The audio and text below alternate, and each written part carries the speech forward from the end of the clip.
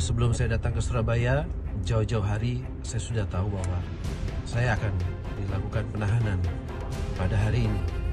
Tapi saya hanya ingin meluruskan beberapa hal, bahwa kejadian di Kediri tanggal 7 itu, tadinya saya tidak mau mengantar karena saya ada kegiatan syuting.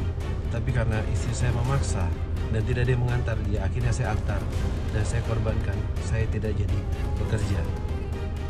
Saya hanya ingin meluruskan beberapa hal, bahwa pada saat itu tidak seperti yang diberitakan. Tidak sama sekali seperti yang diberitakan, yang terlalu menyudutkan saya, menghina saya, apapun yang sekarang terjadi. Keadaan yang sebenarnya adalah tidak ada terjadi penganiayaan, tidak ada terjadi pemukulan seperti yang diberitakan. Mungkin itu yang bisa saya sampaikan. Saya hanya titip kepada keluarga saya hanya titip kepada kerabat-kerabat saya titip ibu saya. Itu saja. Mungkin saya juga bisa menyampaikan bahwa saya sudah tidak tahu lagi ada apa di balik semua ini. Saya tidak bermaksud suuzon kepada siapapun, tapi saya merasa sudah banyak kasus ini menjadi bola liar di luar sana, yang saya juga punya hak sebagai warga negara. Saya menuntut keadilan. Itu saja yang saya bisa sampaikan. Terima kasih. Kalau ditanya apa langkah hukum kami sudah mengajukan surat permohonan untuk penangguhan penahanan yang kami tujukan kepada Ditkrimum Polda Jawa Timur. Kami berharap surat itu segera dijawab dengan mengeluarkan Pak Ferry atau menangguhkan Pak Ferry begitu. Sesuai dengan pasal 24 ayat 1 Kitab Undang-Undang Hukum Acara Pidana, seseorang yang diancam dengan ancaman hukuman 5 tahun itu dapat ditahan. Itu merupakan syarat objektif. Oleh karena saat ini Pak Ferry dikenakan pasal 44 ayat 1 dengan ancaman 5 tahun, maka memenuhi syarat objektif, begitu loh. Nah, di sisi yang lain, ada syarat subjektif. Apa yang dimaksud syarat subjektif? Yang pertama, bahwa tersangka tidak akan menghilangkan barang bukti. Yang kedua, bahwa tersangka tidak akan melarikan diri. Tentu itulah yang kami jamin kepada pihak kepolisian, bahwa Pak Ferry tidak akan melarikan diri. Yang kedua, bahwa Pak Ferry juga tidak akan menghilangkan barang bukti. Oleh karena Pak Ferry sejak awal sudah menyatakan bahwa dia akan mengikuti proses hukum dengan sebaik-baiknya, akan kooperatif. Itulah alasan kami mengajukan penangguhan penahanan, begitu loh. Nah, sekali lagi itu kewenangan dari kepolisian. Kami menggunakan alasan subjektif bahwa Pak Ferry akan kooperatif, bahwa Pak Ferry tidak akan menghilangkan barang bukti. Kenapa? Bagaimana bisa menghilangkan barang bukti? Karena seluruh barang bukti itu saat ini kan sudah ada di kepolisian. Bagaimana kita menghilangkan barang bukti, begitu loh. Jadi saya rasa Pak Ferry memenuhi syarat subjektif untuk ditangguhkan penahanannya, begitu. Iya, tentu kalau setiap orang yang sedang mengalami persoalan hukum, bagaimanapun pasti ada tekanan-tekanan tersendiri ya. Jadi kalau dikatakan itu acting atau pura-pura, itu kurang tepat lah. Setiap orang yang mengalami proses hukum itu pasti ada tekanan-tekanan tersendiri dalam dirinya, apalagi ini persoalan rumah tangga. Tentu Pak Ferry juga banyak pikiran dan tekanan dalam dirinya. Jadi sekali lagi kalau dikatakan itu acting atau pura-pura, saya rasa itu tidak tepat dan tidak benar, begitu loh. Kalau masalah perdamaian itu kan antar para pihak. Bukan saya yang meyakinkan. Bukan saya. Kita ini kan tim kuasa hukum adalah faktor eksternal di luar yang berperkara. Karena sekali lagi berdasarkan undang-undang advokat, seorang advokat tidak bisa diidentikan dengan kliennya. Maka kami ini faktor eksternal, kami hanya mendukung proses perdamaiannya. Tapi bagaimana meyakinkan dari Ibu V sendiri itu adalah kewajibannya Pak Ferry sendiri, begitu loh. Kami hanya membantu untuk mencapai proses itu. Kami hanya membantu mencarikan jalan atau mencarikan pintu di mana nanti pada akhirnya mungkin Pak Ferry bisa menjalin komunikasi dengan Ibu V. Tapi bagaimana Pak Ferry bisa meyakinkan Ibu V itu adalah kewajibannya Pak Ferry, begitu loh. Karena yang menjalani adalah Pak Ferry dengan Ibu V sendiri. Itu bukan kewajiban kami tim penasihat hukum untuk meyakinkan bahwa Pak Ferry tidak akan melakukan lagi tindak pidana tersebut. Biarkanlah itu menjadi ranahnya Pak Ferry, begitu loh. Itu menjadi kewajibannya Pak Ferry sendiri nanti untuk membuktikan kesungguhan hatinya, untuk membuat kembali Bu V menjadi percaya, begitulah. Atau paling tidak berdamai, begitu. Saya tidak mau menanggapi itu. Yang pertama, itu belum dilakukan. Yang kedua, kami masih mengupayakan bagaimana mencari jalan perdamaian. Jadi kalau ditanya hal yang seperti itu, belum waktunya untuk dijawab, begitu loh. Yang penting kita berbuat yang terbaik dulu, proses hukum kita hadapi, biarkanlah proses hukum berjalan dengan baik. Di sisi yang lain, kami juga masih membuka pintu-pintu dan menjalin komunikasi, begitu loh. Makanya kami berharap terjadi pada akhirnya upaya perdamaian tersebut, begitu. Ketika ada seseorang pelapor dengan terlapor bersama-sama berdamai, lalu kemudian mengajukan perdamaian kepada pihak kepolisian, maka dengan kebijaksanaan pihak kepolisian dapat mengambil upaya hukum, yaitu restoratif justice atau keadilan restoratif. Selama memang pelapor dengan terlapor bersama-sama sepakat untuk melakukan perdamaian. Begitu. Jadi kalau dikatakan bahwa dalam undang-undang PKDRT sendiri tidak ada restoratif justice, itu sangat keliru.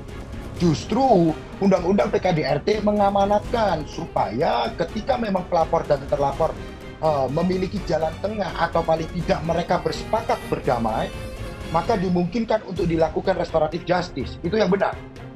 Kemarin kan di Polda Jawa Timur sudah dijawab bahwa Pak Ferry itu mengatakan setiap mendapatkan transferan atau bayaran itu langsung masuk ke rekeningnya istrinya. Itu kan jawabannya Pak Ferry, begitu loh. Jadi kan banyak nih yang beredar mengatakan bahwa Pak Ferry ini tidak bertanggung jawab. Tapi justru sebaliknya, bahwa Pak Ferry itu setiap mendapatkan fee begitu, itu langsung ditransfer kepada istrinya. Itu menurut pernyataannya Pak Ferry ya, begitu. Oke ya, itu aja ya. Saya rasa itu deh. Oke, terima kasih ya teman-teman media. Yang penting mohon doanya yang terbaik untuk Pak Ferry, yang terbaik juga untuk Bu V. Kita berdoa bersama-sama. Kalau memang bisa dimungkinkan mencapai perdamaian, itu yang akan kami perjuangkan. Walaupun di sisi yang lain kami akan mengikuti proses hukum dengan sebaik-baiknya dan kooperatif, begitu. Jadi ada dua sisi yang berbeda, ada upaya perdamaian, di sisi yang lain upaya hukum. Dari proses hukum kita akan melakukan yang terbaik dan mengikuti proses hukum dengan sebaik-baiknya, begitu. Dan dia tidak mengakui, buat saya itu menyakitkan, lebih sakit daripada sisa fisik yang saya rasakan. Dari darah yang pernah saya keluarkan, dia masih bisa berbohong, memanipulasi orang lain. Buat saya itu sedihnya luar biasa. Tapi saya nggak bisa nyalahin diri sendiri, karena saya masih ada Feral atau Lavania. Kalau saya terpuruk, kejadian ini jadi useless.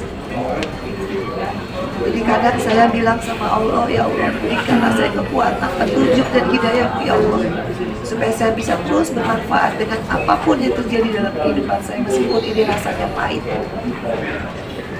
Jadi saya berusaha untuk acceptance dulu dengan kejadian ini, dan saya memang berkomunikasi terus sama Allah. Memang banyak yang bilang saya harus ke psikolog, tapi saya lebih memilih, saya pengen sama Allah, saya pengen lebih banyak ngobrol di malam-malam sebelum saya tidur habis sholat isya. Saya bilang, ya Allah, sentuhlah hatinya supaya dia mengakui, meskipun saya tahu di pengadilan tidak butuh pengakuan karena alat bukti, saksi, barang bukti semua sesuai. Tapi kalau dia mengakui, itu mengurangi dosa yang pernah dia buat, yang dia langgar sendiri janjinya demi Allah, demi Rasulullah, depan orang tua saya. Dan sampai saat ini tidak ada satupun keluarganya yang berusaha meminta maaf kepada keluarga saya, dan itu lebih mengecewakan hati saya. Kalau dia tidak mengaku bersalah, ngapain dia minta maaf? Termasuk juga kepada siapa? Kepada istrinya. Setiap malam saya tidur itu, saya udah kunci pintu, saya bangun lagi, saya cek lagi. Tidur, saya nangis karena shocknya mungkin baru saat ini. Kemarin itu 2 hari saya benar-benar hanya jiwa survive saya aja yang dominan. Hari ketiga, keempat, kelima, sampai sekarang hari ke-8 udah mulai saya deg-deg, ya bahasa Jawa itu saya deg-degan terus. Saya kalau bangun itu bangun, aduh ada di mana nih? Ada siapa di sebelah saya? Atau mau tidur setiap kali malam kayak film, bagaimana saya lari sana lari sini. Sedikit lagi saya nggak mau cerita kronologi, saya cuma mau ke depan. Saya berusaha terus dalam sholat saya, ya Allah, beri saya kekuatan, ya Allah.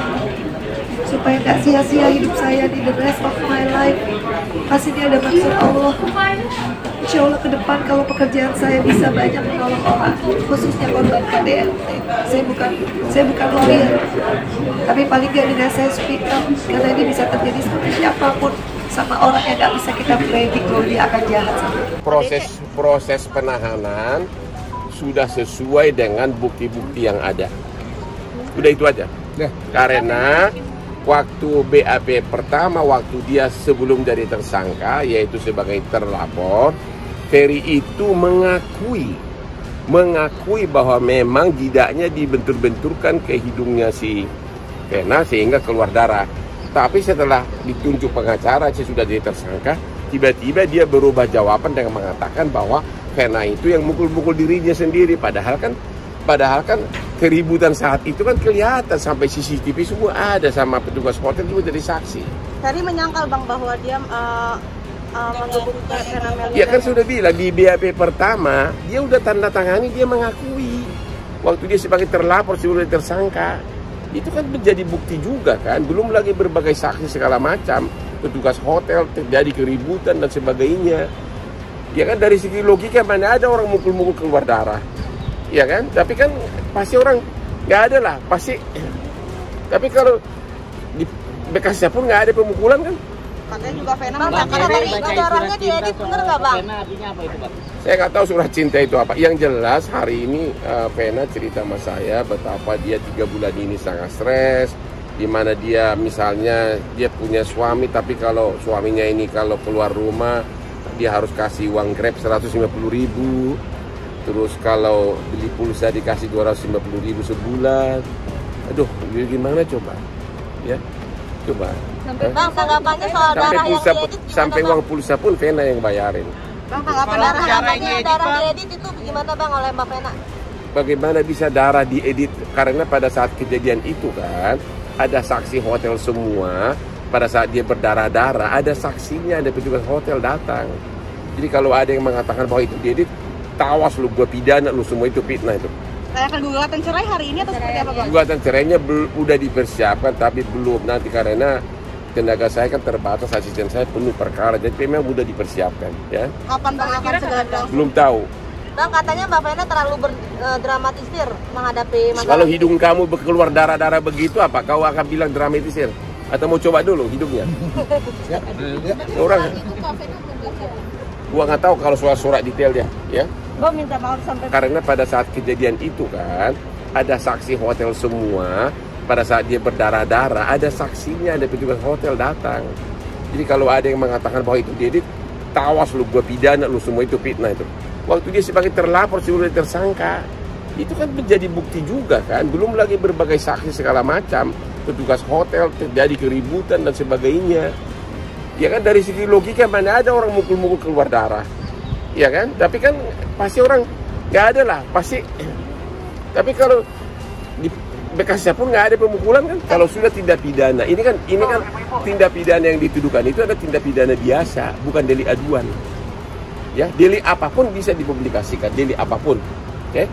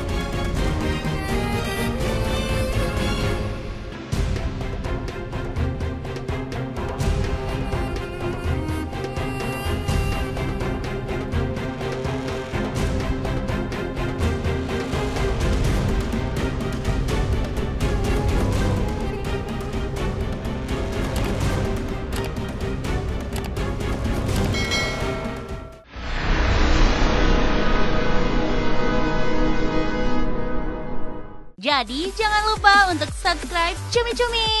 Ditekan ya tombol lonceng merahnya.